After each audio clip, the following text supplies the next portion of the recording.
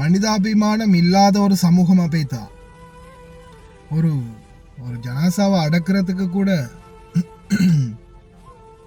யாரும் போகலையா? அஸ்ஸலாமு அலைக்கும் வரஹ்மத்துல்லாஹி வபரகாத்துஹு. அன்பார்ந்த அனைத்து உறவுகளுக்கும் இனிய மதிய வணக்கம். இதை டிஸ்ட்ரிபியூட் பண்ணிக்கிறது நான் முன்னாடியே வீடியோ போட்டிருப்பேன்னு நினைக்கிறேன். KKY மகிழ்ச்சி அப்படின்ற யூடியூபர்ஸ் தொடர்ந்துமே ஒரு சமூக அக்கறையான பதிவுகளை தொடர்ந்தும் பதிவு செய்கிறாங்க. இந்த பிரதர்ஸ் இவங்களுடைய ஒரு பதிவு தான் இந்த பதிவு.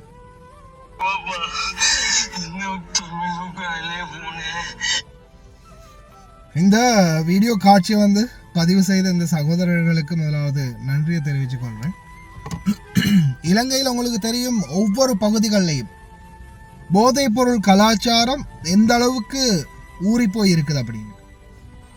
அதே போல் உங்களுக்கு தெரியும், ரீசெண்டாக நான் ஒரு பதிவிட்டிருந்தேன். பெண்கள் கொஞ்சம் பேர் நினைக்கிறேன், புத்தளம் சைட்டில் நினைக்கிறேன், பெண்கள் கொஞ்சம் பேர் ரோட்டில் நின்று போதைப் பொருள் காணாமல் போனது சம்பந்தமான ஒரு பஞ்சாயத்து பண்ணிக்கிட்டு இருந்தாங்க.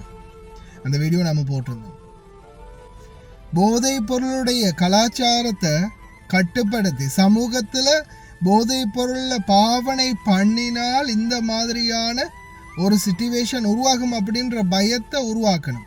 அதற்கு நல்ல ஒரு எடுத்துக்காட்டாக தான் இந்த வீடியோ இவங்க எடுத்திருக்கிறாங்க. ஒவ்வொரு ஊர்கள்லையும் இதை நிச்சயம் பின்பற்றணும். இந்த வீடியோவில் அவங்க என்ன சொல்ல வராங்கன்னா, இப்போ இவருடைய தந்தையும் இந்த வாலிபரும் என்ன செய்கிறாங்க, போதைப் பொருள் வியாபாரியாக இருக்கிறாங்க. இவங்க தொடர்ந்து போதைப் பொருள் விற்றுக்கிட்டு இருக்கிறாங்க. ஊர் மக்கள் எவ்வளவு சொல்லியும் கேட்கல. கடைசியாக என்ன பண்ணுறாங்க, ஊரால் இவங்களை ஒதுக்கி வைக்கிறாங்க.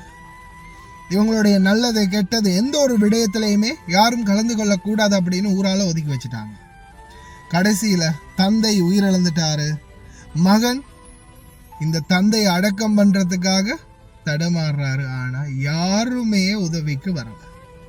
கடைசியில் ஒவ்வொருவராக போய் கேட்கும்போது ஒவ்வொரும் சொல்லக்கூடிய பதில் என்ன, உங்களால் எத்தனை குடும்பம் இன்னைக்கு சீரழிஞ்சிருக்குது, எத்தனை இளைஞர்கள் இன்னைக்கு போதைப் பொருளுக்கு அடிமையாகி இருக்கிறாங்க, எத்தனை பேருடைய உயிர்கள் பறிக்கப்பட்டிருக்குது, எத்தனை பேர் இன்னைக்கு கஷ்டப்பட்டுக்கிட்டு இருக்கிறாங்க நீங்கள் கொடுத்த போதைப் பொருளை பாவிச்சதால.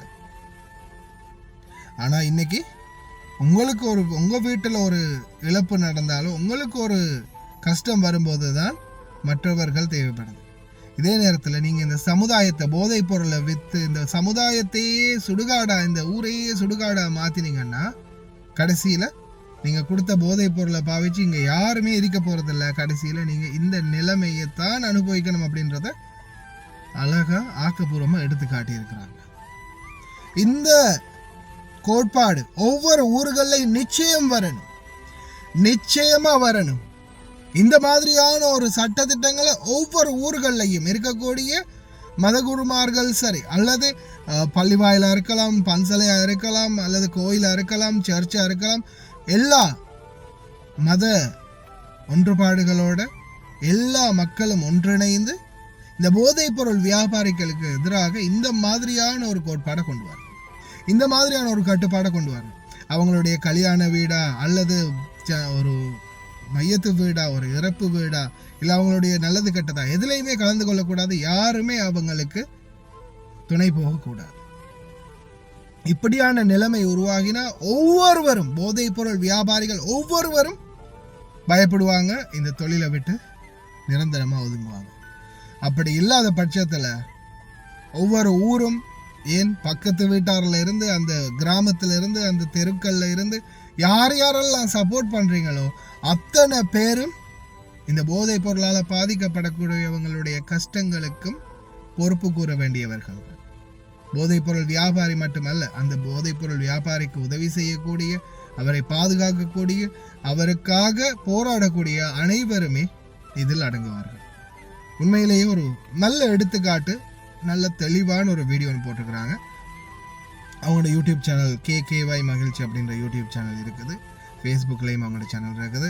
ஃபாலோ பண்ணுங்கள், அவங்களுக்கும் சப்போர்ட் பண்ணுங்கள். அதே மாதிரி அவங்களுக்குமே ரொம்ப நன்றி இந்த மாதிரி ஒரு வீடியோவை எடுத்ததுக்கு. ஆனால் இது வீடியோவை மட்டும் இல்லாமல் நிச்சயமாக சமூகத்துக்கு இடையில் பரப்பப்பட வேண்டிய ஒரு விடயம் என்பதையும் இந்த இடத்துல நான் சுட்டி காட்டிக்கொள்கிறேன். இந்த வீடியோவையும் பார்க்காதவங்க பாருங்கள்.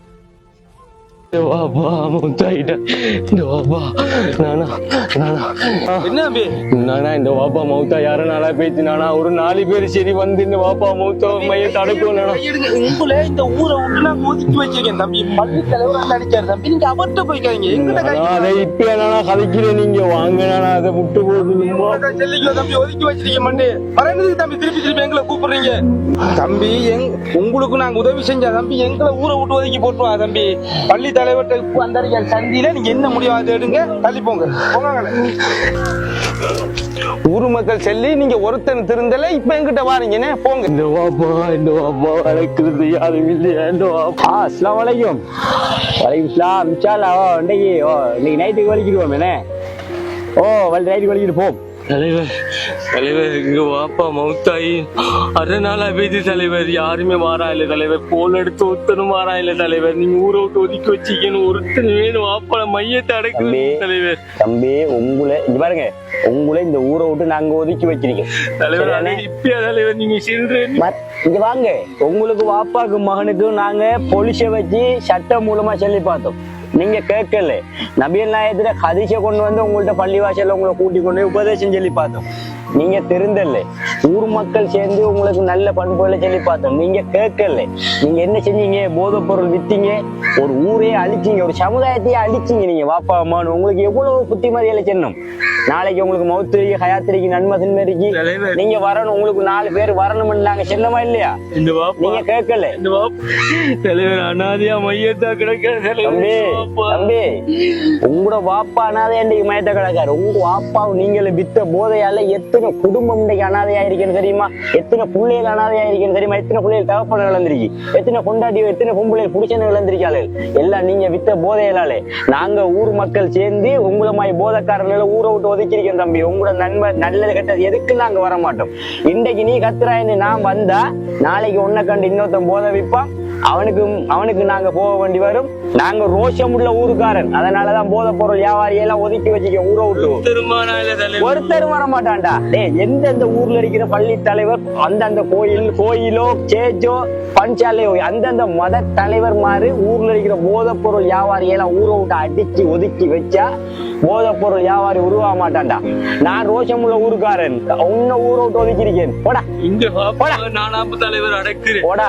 நீங்க அனாத புனமா கிடக்கோண்டா. நீங்களெல்லாம் மையத்தண்டு விட சொல்லப்பா புண்டா. நீங்க போங்கடா. வந்துட்டா ஊர்ல திருந்த செல்ற டைம்ல திருந்தல்ல. இன்றைக்கு வாராக அவளுக்கு நாங்க மையத்தடக்க போகணும். என்ன ரோஷம் உள்ள எந்தெந்த ஊர்ல ரோஷம் இருக்கோ அந்தந்த ஊர்ல இந்த முடிவு எடுத்தா போதை பொருளை ஒழிக்கலாம், ஒரு சமுதாயத்தையும் காப்பாத்தலாம். வாப்பா இந்த வாப்பாட்ட நான் எவ்வளவு சின்ன படிச்சு சின்ன வாப்பா வானா வாப்பா இந்த தொழில் வானாண்டு நாம ஹலாலா உழைச்சி சாப்பிடுவோம்னு சின்ன கேட்டாரா? இவர் எத்தனை குடும்பத்தை நாம சீரழிச்சோம். நம்மளை ஊரை விட்டு ஒதுக்கி இப்ப மையத்தை அடக்க கூட ஆட்கள் இல்லாம நாம இருக்கமே.